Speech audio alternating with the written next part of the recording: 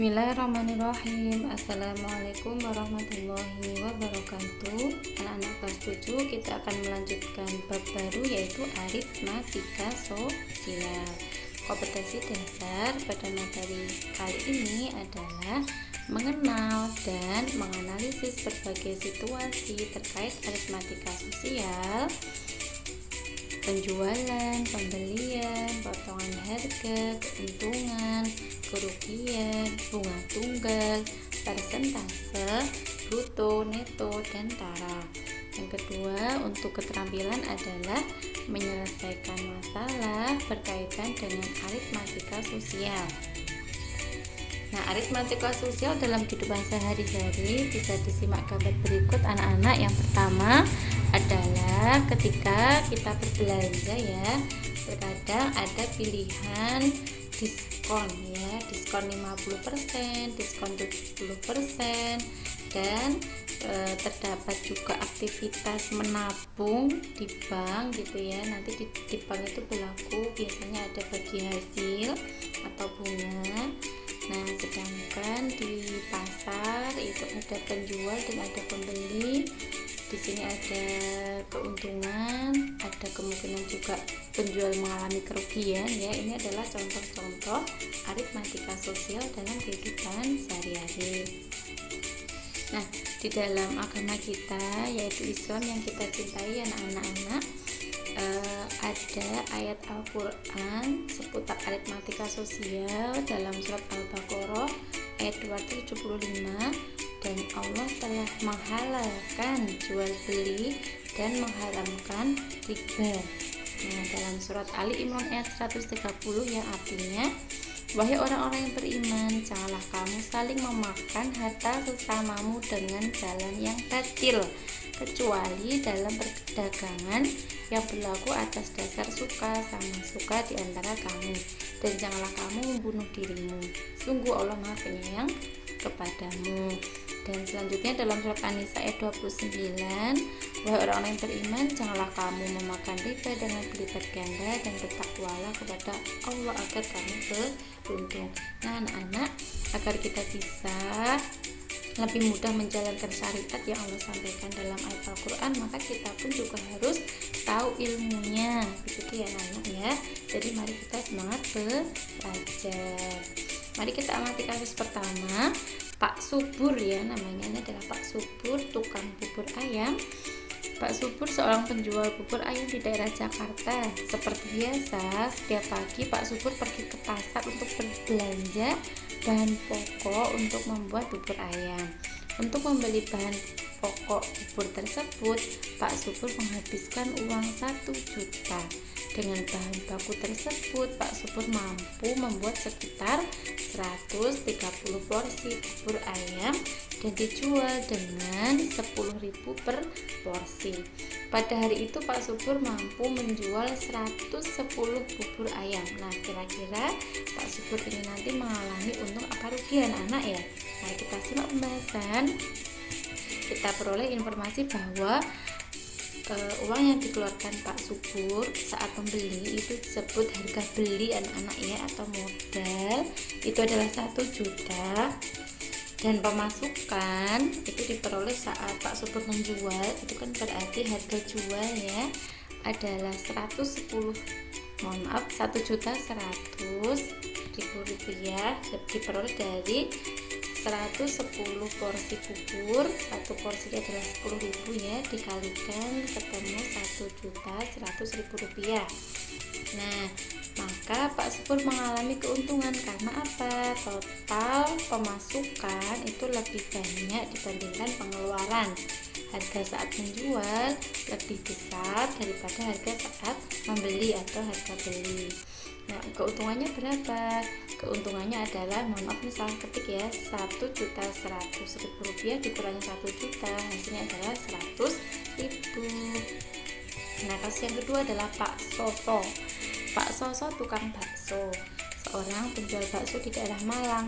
Setiap hari Pak Soso menghabiskan 800.000 rupiah untuk berbelanja bahan baku untuk membuat bakso. Dengan bahan baku tersebut Pak Soso mampu membuat rata-rata 120 porsi dengan harga 8.000 per porsi. Pada hari itu terdapat hujan di tempat Pak Soso biasa berjualan, sehingga bakso yang laku terjual hanya 90 porsi. Nah, dari kejadian di atas, maka informasi yang kita peroleh bahwa pengeluaran atau harga beli atau modal Pak Soso itu adalah 800.000. Total pemasukan yaitu diperoleh dari harga jualnya Pak Soso itu totalnya adalah Rp720.000 diperoleh dari 90 porsi bakso dikalikan 8.000 ya, yaitu 720.000. Nah, maka Pak Soso mengalami kerugian karena pemasukan ini lebih sedikit daripada pengeluaran. Maka besar rugi Pak Soso adalah 80.000 diperoleh dari 800.000 dikurangi 720.000 rupiah. Nah, yang ketiga, Pak Sarto tukang sate di daerah Madura. Setiap hari Pak Sarto menghabiskan Rp700.000 untuk berbelanja bahan baku untuk membuat sate. Dengan bahan baku tersebut, Pak Sarto mampu membuat rata-rata 100 porsi dengan harga Rp10.000 per porsi. Pada hari itu terjadi hujan di tempat Pak Sarto biasa berjualan, sehingga sate yang laku terjual hanya 70 porsi. Nah, di sini informasi yang kita peroleh adalah pengeluaran harga beli modal Pak Sarto adalah Rp700.000 dan total pemasukan harga jual Pak Sarto itu adalah Rp700.000.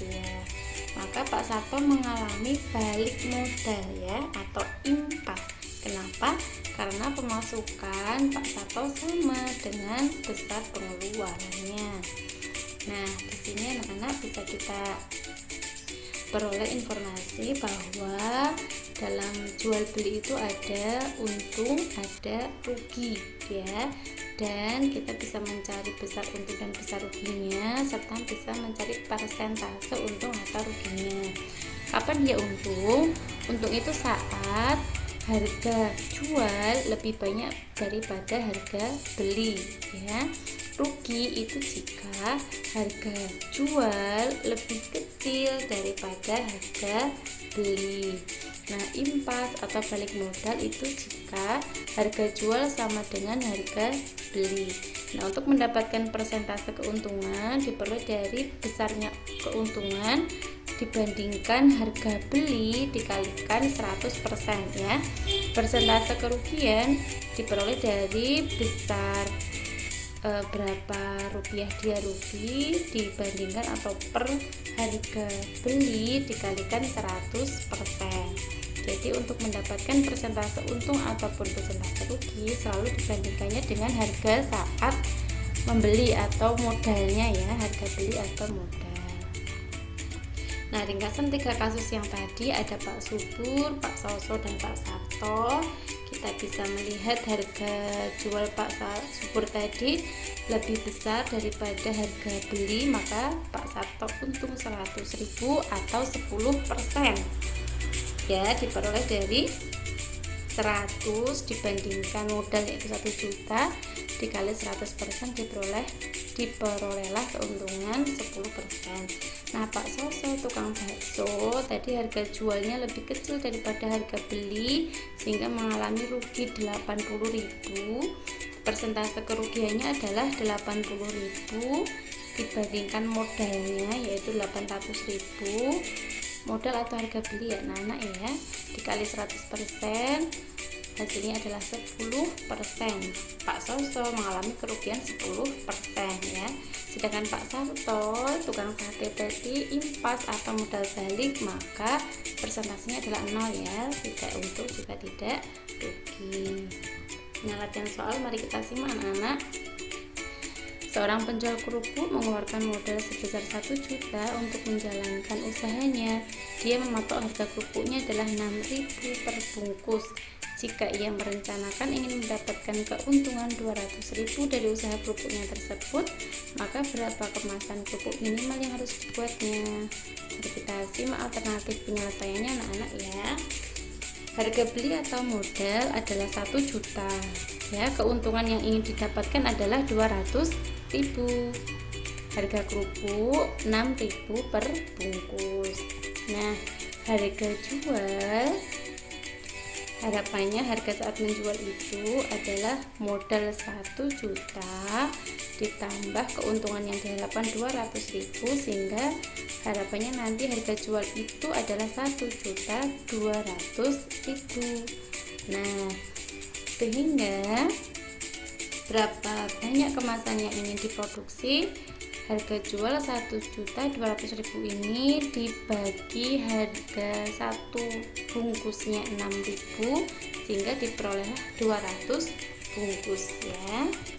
Maka banyak kemasan minimal yang harus dibuat agar untung 200.000 adalah 200 bungkus. Selanjutnya, seorang pedagang membeli 1 kuintal beras dengan harga 6.000 per kilogram. Pedagang itu menjual beras tersebut dan memperoleh uang sebanyak 620.000 rupiah. Tentukan persentase untung atau rugi pedagang tersebut. Nah, kita jawab informasi yang pertama. Harga beli atau modalnya adalah 100 dikali 6.000, yaitu 600.000 ya. Sedangkan harga jual adalah 620.000. Sehingga ketika kita bandingkan, harga jual ini lebih besar daripada harga beli, maka pedagang beras tersebut mengalami keuntungan. Nah, berapa besar untungnya? Besar untungnya adalah harga jual 620.000 dikurangi harga beli 600.000, hasilnya adalah 20.000. Dan berapa persentasenya? Adalah besar keuntungan 20.000 dibandingkan modal atau harga beli ya, 20.000 dibandingkan 600.000 kali 100%, diperolehlah 3,33%. Contoh yang ketiga, seorang pedagang menjual suatu barang dengan harga 210.000 rupiah dan mendapatkan untung 5% dari harga beli. Tentukan harga beli barang tersebut. Kita simak alternatif penyelesaiannya. Harga jual adalah 210.000 rupiah. Keuntungannya adalah 5% ya, dikali harga beli ya, mendapatkan 5% dari harga beli. Nah, harga beli itu adalah 100% ya. Harga beli itu adalah 100%. Nah, kita ketahui bahwa rumus untung adalah harga jual dikurangi harga beli. Nah, maka harga jual itu besarnya adalah untung ditambah harga beli ya. Harga untung tadi adalah 5% kali harga beli. Harga beli adalah 100%, maka harga jual adalah 105% dari harga beli ya. Nah, kita ketahui bahwa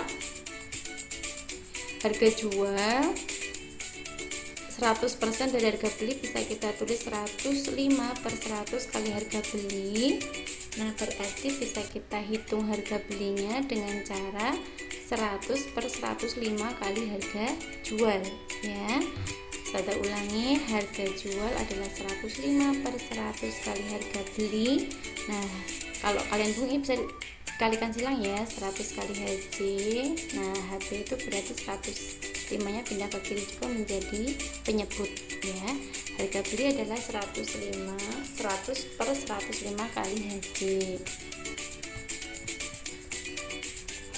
Nah, berapa tadi harga jual yang ada pada soal? Yaitu diketahui ini tadi anak-anak 210.000. Kita peroleh hasilnya adalah 200.000 ya. Contoh yang keempat, Pak Budi mendapatkan untung 8% dari harga pembelian seekor sapi. Jika Pak Budi memperoleh untung 800.000, tentukan harga penjualan sapi tersebut. Mari kita jawab. Untung adalah 800.000. Untung itu 8% dari harga beli ya. Nah, berarti 800.000 itu adalah 8/100 kali harga beli. Sedangkan harga beli itu adalah 100/8 ya. Ini ya, 100/8 kali 800.000 ya. Kalau kalian bingung kenapa mendapatkan ini, coba dilihat anak-anak yang di atasnya ya. Untuk mendapatkan HB itu adalah 800.000 dibagi 8/100.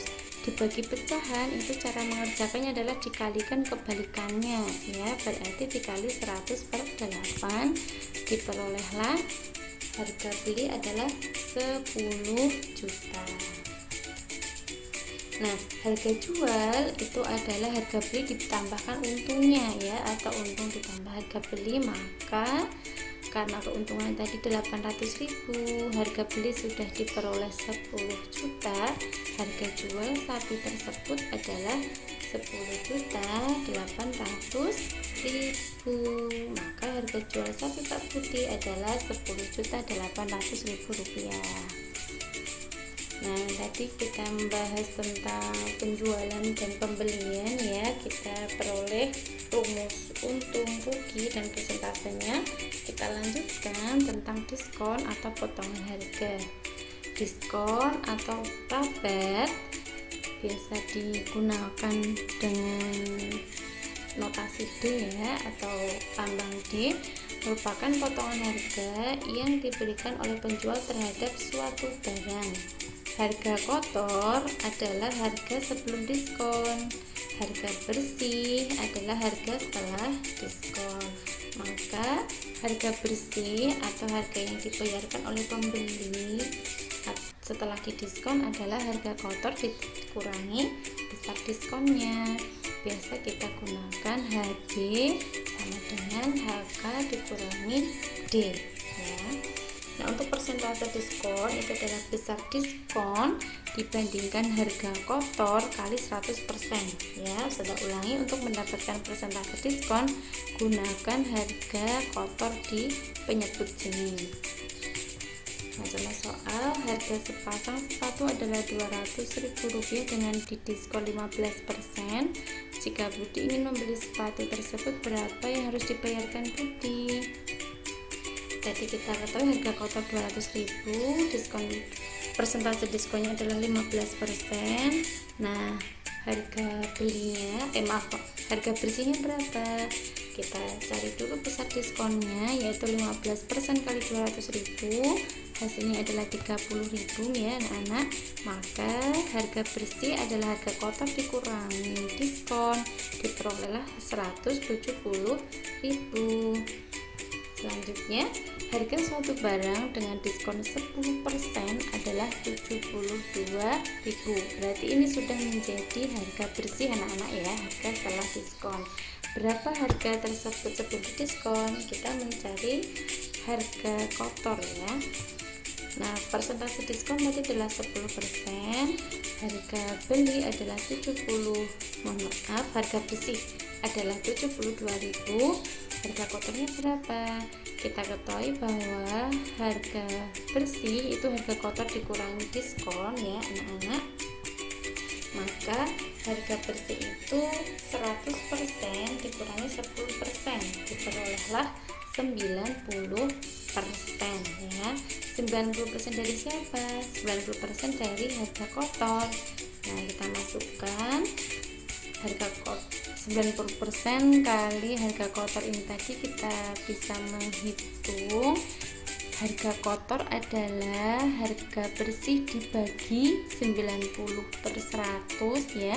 Karena dibagi 90/100 kita bisa menghitung sebagai dikali kebalikannya 100/90 ya. Jadi untuk mendapatkan HK di sini adalah HB dikali 100/90. HG tadi harga bersih adalah 72.000, maka harga kotor adalah 80.000.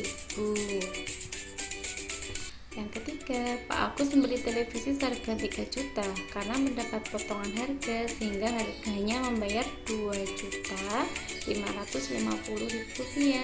Hitunglah persentase diskonnya. Nah, tadi kita ketahui harga kotor 3 juta, harga bersih 2.550.000. Nah, berapa persentase diskonnya? Kita hitung terlebih dahulu. Besar diskonnya adalah harga kotor dikurangi harga bersih, yaitu 3 juta dikurangi 2.550.000 rupiah adalah 450.000 rupiah. Nah, untuk mendapatkan persentase diskonnya adalah besar diskon dibandingkan harga kotor kali 100%, 450.000 dibandingkan 3 juta kali 100%, hasilnya adalah 15%. Nah, selanjutnya anak-anak, tadi kita sudah mempelajari tentang diskon, kita lanjutkan tentang pajak ya. Pajak adalah iuran wajib masyarakat terhadap negara yang dilandasi oleh undang-undang.